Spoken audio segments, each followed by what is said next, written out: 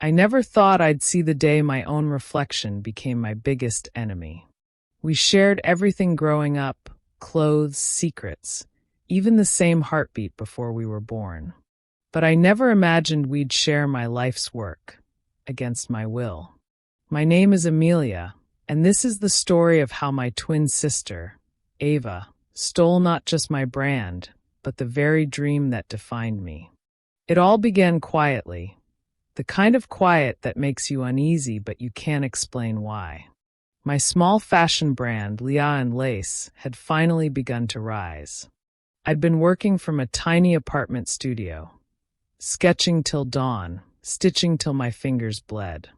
When my first collection sold out online, my parents didn't even come to see it. But Ava did.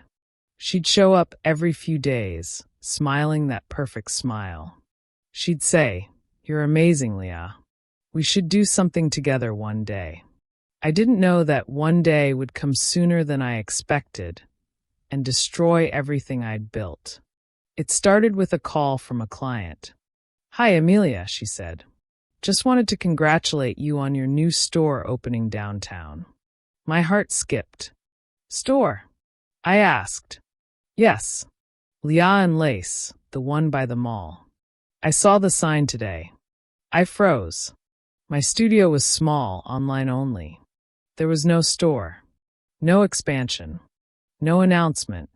That evening, I drove downtown, and there it was, glowing white letters, Leah & Lace Boutique. My logo, my font, my brand. But when I walked inside, the woman behind the counter smiled. "Oh, you must be Ava's sister. She told us all about you." Ava's sister. Not the founder. Not the designer. Just Ava's sister. I remember my knees weakening. The air smelled of lavender and betrayal. Mannequins wore the same dresses I'd designed, the same stitches, the same patterns. Only one thing had changed, the tag. It read Leah & Lace by Ava Grace. She'd even added our middle name. My own blood had erased me. When I confronted her that night, she didn't even flinch. "Oh, come on, Leah. We're family. You're overreacting," I shouted.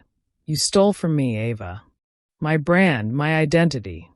She sighed and said softly, "It's our identity. You just took it first." Our parents sided with her, of course. My mother called me the next morning. "Sweetheart, Ava just wanted to grow the business. She told us you were too overwhelmed. We thought a partnership could help."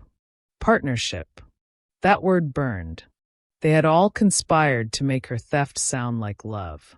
Weeks passed. My inbox filled with confusion. People congratulating Ava, tagging her as the new creative genius behind Leah & Lace. I stopped checking social media. I stopped designing. I stopped sleeping. Every night I'd stare at my sketches, tears dripping onto paper until the ink ran. That brand was all I had built from the ashes of my loneliness, after breakups, rejections, and years of being the quiet twin. Now even my pain belonged to her. Then came the family dinner. I didn't want to go, but my mother insisted. When I arrived, Ava was already there, glowing in one of my dresses, talking about her upcoming runway event. Dad poured wine and smiled at me. "Amelia, honey, we were thinking, why don't you and Ava merge officially? Be partners. You're both talented. Imagine what you could do together." I stared at the table. My chest tightened. Partners. I wanted to scream. But all I said was, "You already made your choice." Then I stood up and walked away, for the first time in my life, leaving my family behind. The months that followed were brutal. I sank into silence, sold my sewing machine, deleted the old website, until one day, I got a message from a small independent magazine.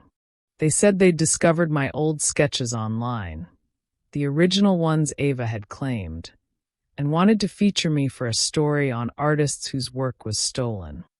I hesitated. Then I agreed. That interview changed everything. They published proof, screenshots, timestamps, sketches with my initials, all dated years before Ava's so-called launch. The truth spread faster than I could have imagined. Clients withdrew from Ava's store. The boutique closed. And for the first time, I didn't feel satisfaction. I felt grief. Because no amount of justice can rebuild what betrayal destroys inside you. Months later, I reopened my studio, quietly, under a new name, Amelia Grace Atelier. No more shared initials. No more twin identity. Just me. My parents don't visit much anymore. Ava tried calling once, said she missed me. But I couldn't reply. Because when trust burns, silence becomes the only language left. Moral of the story. Family may share your blood, but that doesn't give them the right to take your dreams. Betrayal doesn't always come from strangers. Sometimes it comes wearing your own face. Forgiveness doesn't mean reunion. Sometimes peace means letting go completely. Success built on lies always collapses under the weight of truth. Protect your passion. It's the only part of you the world can't replace. If this story touched you, please leave a like, share, and subscribe to the channel so you don't miss out on any of our stories. Thanks for watching.